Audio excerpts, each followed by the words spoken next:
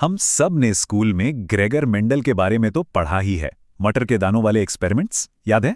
उन्होंने हमें जेनेटिक्स के कुछ बेसिक रूल्स दिए कि कैसे गुण एक पीढ़ी से दूसरी में जाते हैं। पर क्या हो अगर प्रकृति खुद ही इन रूल्स को फॉलो ना करे?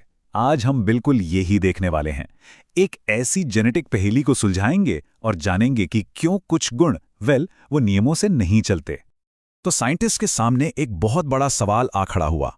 उन्होंने देखा कि कुछ गुण, कुछ ट्रेट्स हमेशा एक साथ ही विरासत में मिलते हैं, मानो जैसे कोई पैकेज डील हो। अब ये बात मेंडल के नियमों के तो बिल्कुल उलट थी।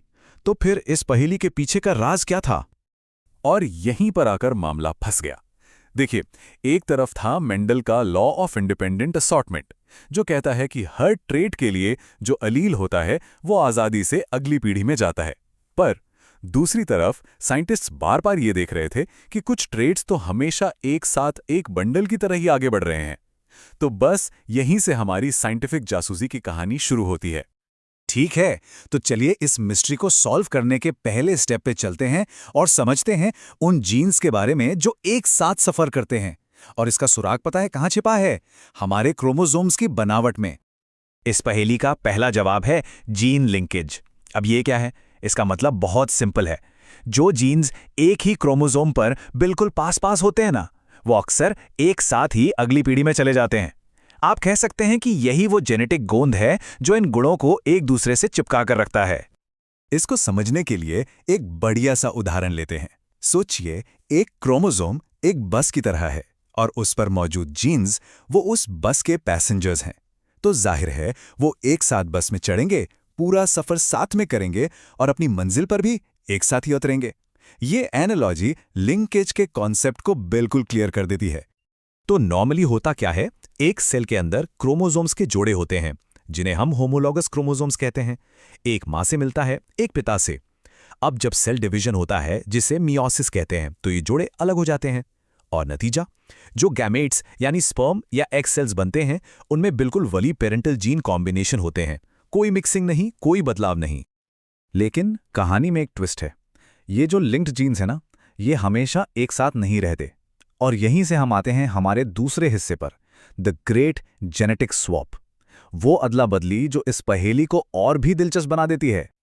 और ये ट्विस्ट है रिकॉम्बिनेशन। ये जेनेटिक्स की दुनिया का एक तरह का शफल है, एक अदला बदली। सेल डिवीजन के दौरान क्रोमोसोम के जोड़े एक दूसरे से इतने करीब आते हैं कि वो अपने कुछ हिस्सों को आपस में एक्सचेंज कर लेते हैं, और इससे जीन्स के ऐसे ऐसे नए कॉम्बिनेशन बनते हैं जो पहले थे ही नहीं।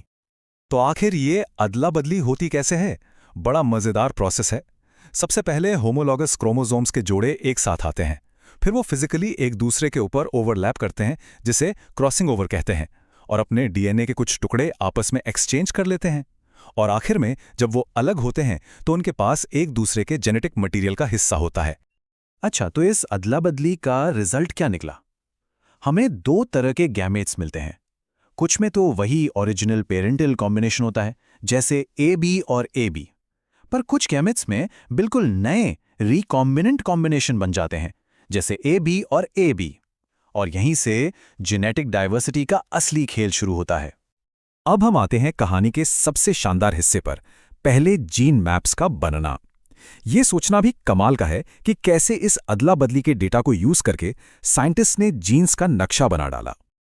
साइंटिस्ट्स ने इस एक्सचेंज को मापना शुरू किया। जैसे उन्होंने मक्के के दो खास जीन्स को स्टडी किया और पाया कि उनके बीच 17% बार रिकॉम्बिनेशन होता है। अब ये सिर्फ एक नंबर नहीं था, ये एक बहुत बड़ा क्लू था। ये उस खजाने की चाबी थी जो जेनेटिक्स को हमेशा के लिए बदलने वाला था। और फिर आया वो आहा मोमेंट।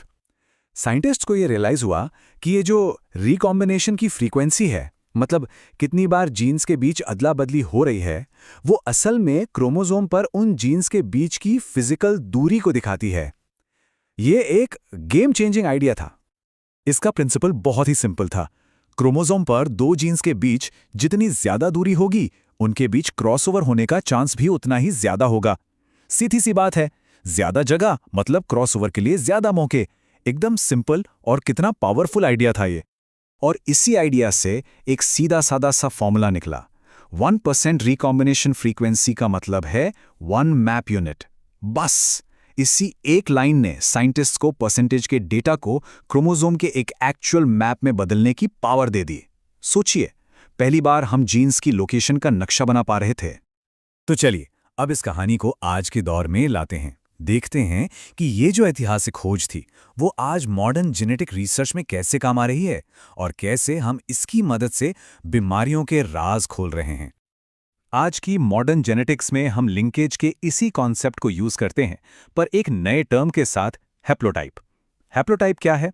ये जीन्स का वो खास सेट है जो एक ही क्रोमोसोम पर होता है और एक साथ ही अगली पीढ़ी में जाता है। याद है वो पैकेज डील जिसकी हमने शुरू में बात की थी? ये बिल्कुल वही चीज है। और इन्हीं हैप्लोटाइप्स का इस्तेमाल करके साइंटिस्ट्स आज एक बहुत पावरफुल टेक्निक यूज करते हैं जिसका नाम है GWAS। इसका पूरा नाम है जीनोम वाइड एसोसिएशन स्टडीज। इसमें होता क्या है कि हजारों लोगों के पूरे जीनोम को स्कैन किया जाता है, ये पता लगाने के लिए कि कौन सा हैप्लोटाइप या जीन्स का कौन सा पैकेज किसी खास बीमारी से जुड़ा है। ये टेबल एकदम साफ साफ दिखाती है कि ये कैसे काम करता है। जरा देखिए, हैप्लोटाइप ए उन लोगों में 65% बार मिल रहा है जिन्हें बीमारी है, जबकि कंट्रोल ग्रुप में यानी स्वस्थ लोगों में ये सिर्फ 15% है। ये एक बहुत बड़ा इशारा है। इसका मतलब है कि इस हैप्लोटाइप ए के आसपास ही कहीं वो जीन छिपा है जो इस बीमारी से जुड़ा हो सकता है। और ये सिर्फ कोई थ्योरी नहीं है, ये असल में काम कर रहा है। GWS की मदद से साइंटिस्ट ने bipolar disorder, coronary artery disease और डायबिटीज जैसी बीमारियों से जुड़े जीन्स को खोज निकाला है। इतना ही नहीं, हमारी हाइट, स्किन का कलर और बॉडी वेट को कंट्रोल करने वाले जीन्स भी इसी टेक्निक से पता चले हैं। मतलब इसका असर सीधा हमारी जिंदगी पर पड़ रहा है। तो एक बार फटाफट से अपनी इस यात्रा को रिकैप करते हैं। हमने शुरुआत की मेंडल के नियमों के एक पहेलीनुमा अपवाद से, फिर हमने क्रोमोसोम्स पर फिजिकल लिंकेज को समझा, उसके बाद रिकॉम्बिनेशन का इस्तेमाल करके जीन मैप बनाना सीखा, और आज हम उसी नॉलेज का इस्तेमाल करके बड़ी बड़ी बीमारियों के जीन खोज रहे हैं।